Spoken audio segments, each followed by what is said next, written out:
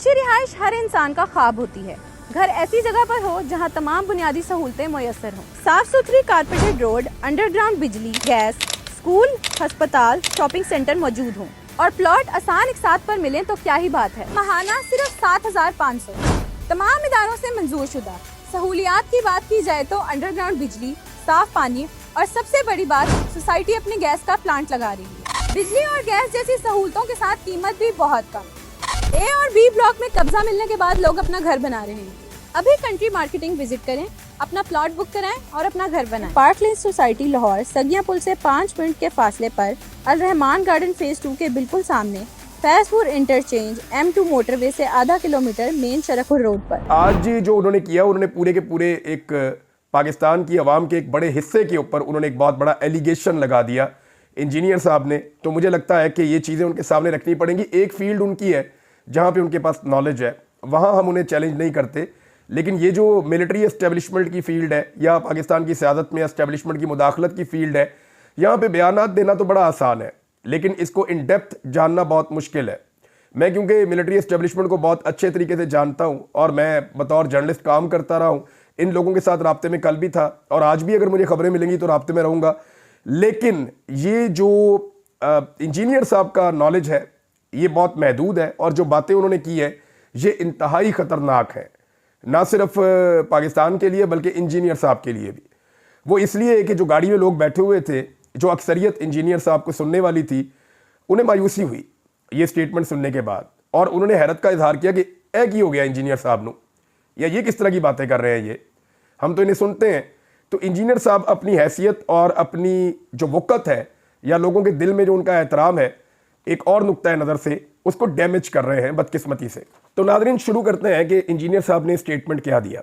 तो इंजीनियर साहब, आपने फरमाया कि ये डिजिटल दहशतगर्दी की आपने टर्म इस्तेमाल की और पाकिस्तान तहरीक इंसाफ के हवाले से आपने इस्तेमाल की कि ये डिजिटल दहशतगर्दी करते हैं। फिर आपने TTP से ज़्यादा पाकिस्तान तहरीक इंसाफ को कसूरवार करार दिया अपने स्टेटमेंट में। फिर आपने कहा कि एक जमात मुनज़्ज़म तरीके से पूरे इदारे को रगड़ा लगा रही है, तहरीक इंसाफ को आपने ये कहा कि, और ये कहा कि मुनज़्ज़म तरीके से कर रहे हैं। दूसरा आपने कहा कि पाकिस्तान का नज़रियाती कत्ल कर रहे हैं फ़ौज पर तनकीद करके, ये नज़रियाती दहशतगर्दी है, आपने ये भी करार दिया। फिर आपने कहा ये फ़ौज पर बतौर इदारा एक हमला हो रहा है, यानी पूरे इदारे के ऊपर ये अटैक है। फिर आपने इमरान खान साहब की करैक्टर असैसिनेशन करते हुए कहा कि इमरान खान का पता नहीं क्या माजी है और मुस्तकबिल पता नहीं क्या होना है, ये भी आपने कहा।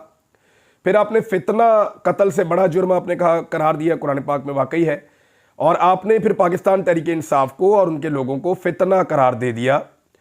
अब इसके बाद आपने कहा कि ये सारी सियासी बातें करने के बाद आपने कहा कि हमारा ये प्लेटफॉर्म सियासी नहीं है, इसलिए मैं इस लेवल पर नहीं उतरता। यानी आप कुछ और भी बताना चाह रहे थे, क्योंकि आप ये कह रहे थे कि नून लीग और पीपल्स पार्टी से बदतरीन जमात आपने पाकिस्तान तहरीक इंसाफ को करार दिया। अच्छा जी, इसके बाद आपने कहा कि तलबा इनके हाथों गुमराह हो रहे हैं। हिटलर से आपने इमरान खान साहब को तशबीह दी और फिर आपने ये भी क्लेम किया कि पाकिस्तान तहरीक इंसाफ के 4 टुकड़े हो चुके हैं और मज़ीद टुकड़े भी होंगे, ये आपने पेशन गोई की। इसके अलावा आपने कहा कि इमरान खान साहब माफ़ी मांगें। अब ज़रा ये जो आपका स्टेटमेंट है इंजीनियर साहब, इसकी मैं कुछ चीज़ें आपके सामने रख देता हूँ। नंबर 1, डिजिटल दहशतगर्दी, ये टर्म आपने कहाँ से सुनी? ये तो पाकिस्तान के army chief general Asim Munir साहब बोलते हैं, या ये टर्म जो है वो मरियम नवाज बोलती हैं, या ये टर्म जो है PMLN के लोग ज़्यादातर बोलते हैं। तो मुस्लिम लीग नून और मिलिट्री एस्टेब्लिशमेंट की जो टर्मिनोलॉजी है डिजिटल दहशतगर्दी, जो उन्होंने पाकिस्तान तहरीक इंसाफ के खिलाफ मुतारफ़ करवाई थी, इसको आपने बड़ा क्लैरिटी के साथ ये कह दिया कि ये पाकिस्तान तहरीक इंसाफ है और ये डिजिटल दहशतगर्द हैं। आपने बयानिया अपनाया एक मखसूस सिमत का, जिनको 17 सीटें मिली हैं, जो इलेक्शन हार चुके हैं, PMLN और मिलिट्री एस्टेब्लिशमेंट। फिर आपने TTP से ज़्यादा पाकिस्तान तहरीक इंसाफ को कसूरवार करार दे दिया। अब तहरीक तालिबान पाकिस्तान इंसानों का कत्लेआम करते हैं और PTI एक सियासी जमात है, उन्होंने किसी एक का भी कत्ल नहीं किया, वो सिर्फ अपना मौक़िफ़ बयान करते हैं। और अगर जमहूरियत है इस मुल्क में तो सबको अपना मौक़िफ़ बयान करने की इजाज़त होनी चाहिए। फिर आप कह रहे हैं कि एक जमात मुनज़्ज़म तरीके से पूरे इदारे को रगड़ा लगा रही है। देखें, इमरान खान साहब ने बार बार कहा, अभी जो उन्होंने खतूत लिखे हैं आप उनको पढ़ लें, उसमें इमरान खान साहब ने क्या कहा? इमरान खान ने कहा कि फ़ौज भी मेरी, मुल्क भी मेरा। वो तो फ़ौज को ओन कर रहे हैं। ये जो तनकीद होती है, मैं करूँ, इमरान खान करें, या बाकी जो लोग ओवरसीज़ पाकिस्तानी हैं या जो पाकिस्तान के अंदर सोशल मीडिया एक्टिविस्ट हैं, ये लोग फ़ौज के ख़िलाफ़ तो नहीं है। फ़ौज को तो हम अपना पेट काट के पालते हैं। फ़ौज जो है वो तो हम अपना खून पसीना एक करके फ़ौज के लिए बजट इकट्ठा करते हैं, और हम ये चाहते हैं कि हमारी मजबूत फ़ौज हो। ये पूरा पाकिस्तान यही चाहता है। मामला फ़ौज का नहीं है, मामला ये है कि मिलिट्री एस्टेब्लिशमेंट, ये ऊपर बैठे हुए चंद लोग होते हैं, आप बेहतर जानते हैं। मिलिट्री एस्टेब्लिशमेंट की जो गलत पॉलिसियां हैं, उनकी वजह से फ़ौज में और अवाम में दूरियां पैदा हो रही हैं। माजी में भी होती रही हैं, अब भी हो रही हैं। जब याया खान था सदर, तो उस वक्त भी कई मौलवी साथ खड़े हो गए थे याया खान के, और वो उस वक्त कह रहे थे जो फ़ौज के ख़िलाफ़ बोलेगा वो इस्लाम के ख़िलाफ़ बोलेगा, जो फ़ौज के ख़िलाफ़ बोलेगा वो फितना है, फितने को कुचल दिया जाए। फितना कुचलते कुचलते मुल्क के दो टुकड़े करवा लिए थे, अच्छी तरह याद है। जो लोग उस दौर में ज़िंदा थे उनसे आप पूछ लें, नहीं तो उस दौर की किताबें उठाकर आप पढ़ लें। तो अब ज़रा क्लैरिटी के साथ आ जाएं कि इमरान खान तो कहते हैं कि फ़ौज मेरी है, मुल्क भी मेरा है, लेकिन जो मिलिट्री एस्टेब्लिशमेंट की गलत पॉलिसियां हैं, जिनका मैं आगे जाके जिक्र करूंगा, उनकी वजह से अवाम में और फ़ौज में दूरियां पैदा हो रही हैं। और अपने तीनों खतूत में इमरान खान साहब ने इख्तिताम में बताया कि फ़ौज ये सियासी कार्रवाइयां बंद कर दे, वरना ये दूरियां ख़त्म नहीं होंगी। और पाकिस्तान की फ़ौज और पाकिस्तान के मुल्क के मफाद में है कि फ़ौज और अवाम के बीच में खलीज ख़त्म हो या कम हो। उसका फार्मूला भी वो बताते हैं कि ये जो गंद आप 70 साल से मार रहे हैं, ये बंद कर दें। और ये गंद इमरान खान साहब के दौर में भी इन्होंने मारा है, तो ये बंद कर दें ना। अब किसी दौर में तो बंद करना है, किसी ने तो आगे इसको रोकना है। तो आज इमरान खान उसको रोकने के लिए खड़ा है, कल कोई और खड़ा था, परसों कोई और खड़ा था, लेकिन जितनी शिद्दत और ताकत से इमरान खान खड़ा है, ऐसे कोई खड़ा नहीं हो सका। तो एक तो जो फ़ौज के ऊपर तनकीद, यानी पाकिस्तान का नजरियाती कत्ल हो रहा है, जो फ़ौज पे तनकीद हो रही है, भी पाकिस्तान के कौन खिलाफ है खुदा न खास्ता, और फ़ौज के ऊपर तो तनकीद हो नहीं रही है। तो फ़ौज की जो एस्टेब्लिशमेंट है, उनकी पॉलिसीज पे तनकीद हो रही है कि अपनी एक्सटेंशन के चक्कर में एक आर्मी चीफ पूरे मुल्क को यरगमाल बना देता है। और ये अब से नहीं हो रहा, हमेशा से हो रहा है। राहील शरीफ की क्या ख्वाहिश थी? एक्सटेंशन। जनरल बाजवा को क्या चाहिए था? एक्सटेंशन। ये जो अभी 26वीं तरमीम पास करवाई गई, जिस तरीके से करवाई गई, उसके बाद हुआ क्या? एक्सटेंशन। 5 साल की मुद्दत मुलाजमत होगी आर्मी चीफ की, और इससे पहले भी यही होता रहा है। तो एक्सटेंशन है ना, एक बंदा अपनी नौकरी की खातिर पूरे मुल्क को दांव पर लगा देता है, अपनी बादशाहत की खातिर। इसको नजरियाती दहशतगर्दी आपने करार दिया। ये आप कह रहे हैं कि ये फौज पर बतौर इदारा हमला हो रहा है। मैं आपको बार बार कह रहा हूं कि पाकिस्तानी अवाम फौज पे हमला आवर नहीं है, ना पाकिस्तानी अवाम फौज से नफरत करती है। पाकिस्तानी अवाम सिर्फ फौजी क़यादत की पॉलिसियों से नाला है। वो ये कहती है कि आप सियासत में मुदाखलत बंद करें, और वो तमाम काम जो माजी में आप करते रहे हैं और हम आंखें बंद करके यकीन करते रहे। इमरान खान का कसूर ये है कि ये वो पहला आदमी है जिसने आम आदमी को समझा दिया कि ये मुदाखलत हो रही है।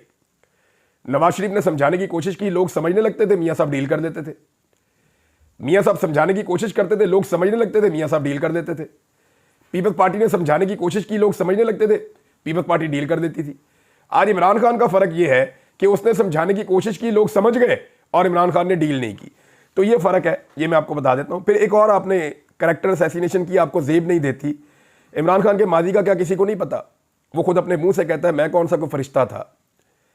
इंजीनियर साहब, किसी के माजी के ऊपर भी कोई उंगली उठा सकता है, माजी तो किसी का भी साफ नहीं होता। बड़े बड़े सहाबा इकराम के माजी के ऊपर भी लोग उंगलियां उठाते थे। हम तो उनके पैरों की खाक भी नहीं है, हम तो उनके जूतों की खाक भी नहीं है। लेकिन आप इमरान खान की कैरेक्टर असैसिनेशन कर रहे हैं। क्या आपने उसके दिल में झांक कर देखा है कि वो अल्लाह के कितने करीब है? हो सकता है अल्लाह रब्बुल इज़्ज़त उसको आपसे ज़्यादा पसंद करता हो सकता है अल्लाह के नज़दीक उसके दर्जात आपसे ज़्यादा बुलंद हो। तो आप उसकी कैरेक्टर असैसिनेशन कर रहे हैं कि इसका माजी क्या था, इसका हाल क्या। आप फैसला करेंगे इंसानों के कैरेक्टर्स का, आप फैसला करेंगे कि कौन क्या है। कुछ फैसले रब पे छोड़ दीजिए, उसको ये फैसले करने दीजिए। आपने फैसला करना है तो इस बुनियाद पे करना है कि मेरे मुल्क के लिए कौन ठीक है। आपकी अपनी एक पॉलिटिकल राय हो सकती है, लेकिन आपने कहा कि फितना करार दिया पूरी तरीके इंसाफ को। आपको पता है इन्हें पाकिस्तान में कितना वोट पड़ा है? इनसे बल्ले का निशान छीन लिया, इनसे इनकी तमाम सहूलियात छीन ली, इन्हें दीवार के साथ लगा दिया गया। फिर भी अवाम की सबसे बड़ी तादाद ने करोड़ों की तादाद में निकलकर बदतरीन धांधली और फस्तायत और जुल्म और जबर के बावजूद निशान ढूंढ ढूंढ कर लोगों ने ठप्पे लगाए और इमरान खान के साथ खड़े हुए। आप अंदाजा कीजिए यानी आप जिन्हें फितना करार दे रहे हैं वो पाकिस्तान की सबसे बड़ी अक्सरियत है। इस तरह तो इंजीनियर साहब बड़ी माजरत के साथ आपको भी लोग फितना कहते हैं, तो आपका उसके ऊपर दिल नहीं दुखता, आपको तकलीफ नहीं होती जो आप इन्हें फितना करार दे रहे हैं। जब आईएसआई ने मुझे उठाया था, मेरे पे टॉर्चर कर रहे थे, तो मुझे कहते थे तुम फितना हो, और मुझे कहते थे तुम्हारा एक तरफ का बाजू और एक तरफ की टांग काट देंगे। मैं तो अपना काम कर रहा था। मैंने उन्हें कहा जी कोई इलीगल मैंने काम किया है, कोई गैर कानूनी गैर आईनी काम किया है, मुझे अदालत में पेश कर दें। उन्होंने कहा जी अदालतें तुम छूट जाते हो वहां से। तो भैया अदालतों से मैं इसलिए छूटता हूं ना कि आप साबित कुछ नहीं कर सकते। मैं जो बात करता हूं पाकिस्तान के आइन और कानून के दायरे के अंदर रहकर करता हूं, उससे बाहर जाता नहीं हूं। या तो आप आइन और कानून को बदल दें, या फिर जो मैं बात कर रहा हूं मुझे करने दें। जबरी तौर पे लापता करके फितना करार दिया गया था, और वही काम आज आपने किया पूरे पाकिस्तान की सबसे बड़ी सियासी जमात। यानी आप पाकिस्तान के 80% लोग आज इमरान खान के साथ हैं, 70-80% कम से कम इतने होंगे, सर्वे करवा कर देख लें आप। तो इतने सारे लोगों की आपने इज्तिमाई तौहीन कर दी, और आप ये कह रहे हैं कि ये सारे फितना है। ये अफसोसनाक है। आप अपनी क्रेडिबिलिटी के ऊपर जो है वो बट्टा लगवा रहे हैं।